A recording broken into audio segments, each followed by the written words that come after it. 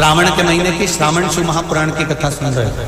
एक बात दिल से बताना, जितनी सौभाग्यवती माताएं होती हैं ये संक्रांति पर भी 13 चीजें दान करती हैं, 14 चीजें दान करती हैं। बीच में कोई 16 सोमवार का उद्यापन करेंगी तो भी सुहाग की सामग्री देंगी, उद्यापन करेंगी तो भी सुहाग की सामग्री देंगी, कोई कार्य करेंगी तो भी सौभाग्य की सामग्री देंगी। सौभाग्य की सामग्री का दान क्यों किया जाता है?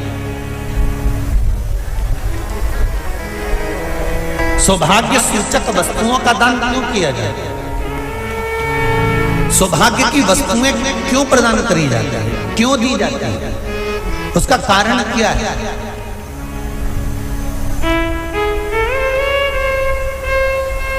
क्यों देते हैं? महाराज,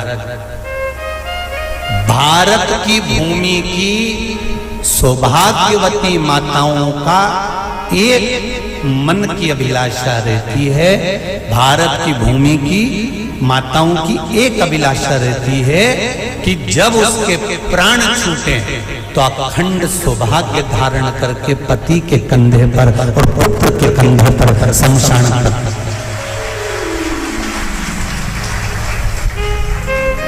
ये भारत की भूमि की माताओं की सोच, उनके मन का संकल्प, उनके मन का भाव।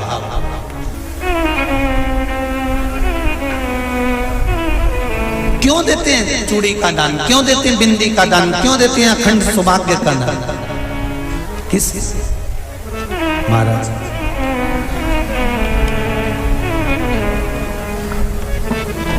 मेरे हाथों में भर भर के चूड़ी रहे,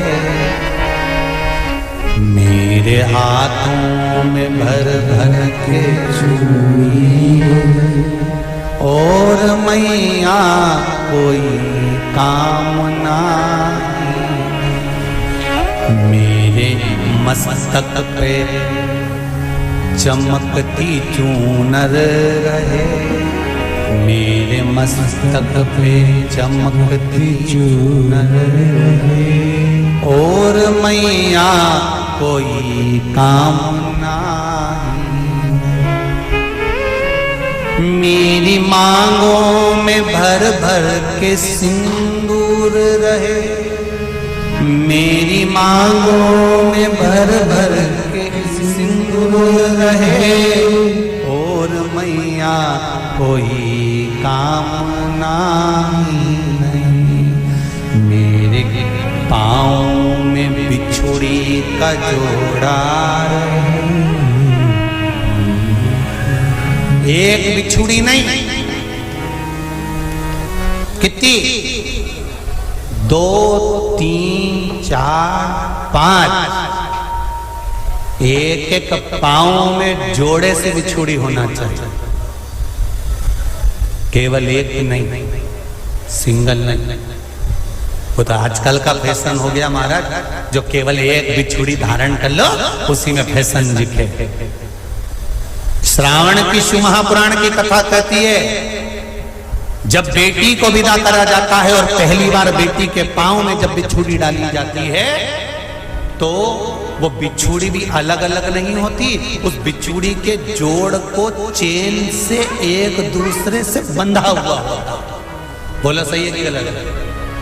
जितने आस्था चैनल पर कथा सुन रहे हैं, जितने फेसबुक पर सुन रहे हैं, यूट्यूब पर सुन रहे हैं, सुन लेना कि मेरे भारत की माताओं का जब पाणी ग्रहण संस्कार किसी बेटी का होता है, उसके पांव में जब पहली बार बिछुड़ा पिनाया जाता है, बिछुड़ी पिनाई जाती है, तो वो बिछुड़ी भी एक दूसरे से बंधी हुई होती है, चेन से बंधी हुई होती है।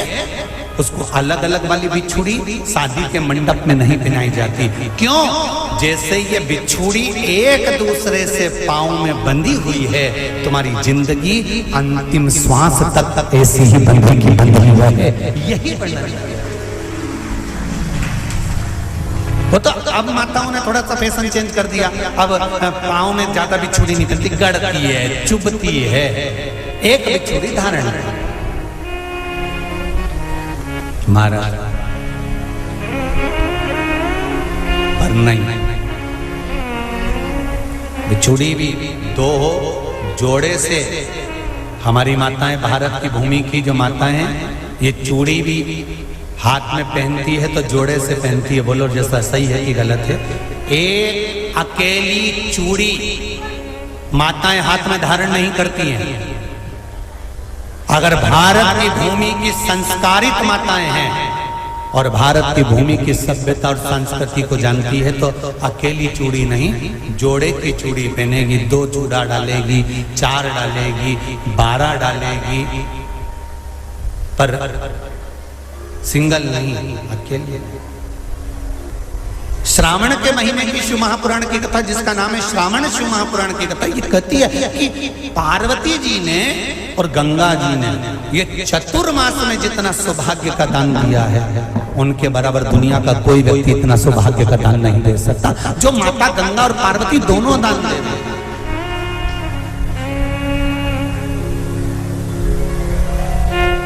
प्रतिदिन दे रहे हैं।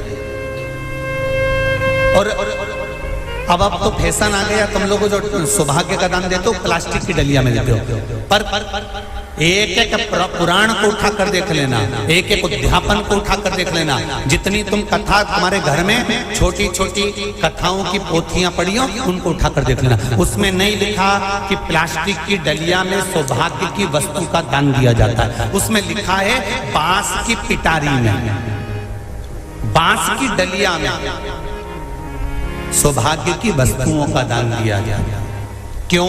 क्योंकि बांस वंश की वृद्धि करता है, बांस सौभाग्य की वृद्धि करता है, और बांस अखंड सौभाग्य, जैसे बांस का पौधा बढ़ते चले जाता है, बढ़ते चले जाता है, उसी तरह बांस की डलिया में जब दान दिया जाता है, बांस की टोकनी में जब दान दिया जाता है, तो ये भाव रखा जाता है कि तुम्हारा सौभाग्य ऐसे ही बढ़ता रहे। पर अब थोड़ा सा फैशन चेंज हो गया तो प्लास्टिक की डलिया, पर प्लास्टिक की नहीं। तो गंगा मैया और पार्वती मैया चतुर्मास के अंतर्गत जो त्योहार पड़ता है, चतुर्मास के अंतर्गत जो व्रत पड़ते हैं, ये किसी दूसरे के नहीं है। तीज का व्रत माता पार्वती का, छठ का व्रत माता पार्वती का, चतुर्थी का व्रत माता पार्वती का, ये सारे व्रतों की शुरुआत गंगा और पार्वती ने अपने बल से। बोलो हर हर महादेव। ये अपने बल से बनाना, अपने बल से। हेलो दोस्तों, नमस्कार। मैं पूजा पांडे अपने चैनल में आप सभी का स्वागत करती हूँ। जैसे कि गुरु जी ने बताया अखंड सुहाग सामग्री के बारे में, कैसे दान करना चाहिए और क्यों दान करना चाहिए, इतना महत्व क्यों है। अगर आप सावन महीने में नहीं दान कर पाए हैं तो तीज पर आप लोग जरूर करिएगा। अगर व्रत करते हो तो, और न करते हो फिर भी सुहाग की सामग्री दान करने का विशेष महत्व है सावन और भादों के महीने में। तो फ्रेंड्स, वीडियो अच्छा लगा हो तो लाइक कमेंट शेयर कर दीजिएगा। कमेंट में हर हर महादेव लिखना नहीं भूलिएगा। ज्यादा से ज्यादा शेयर करें। हर हर महादेव।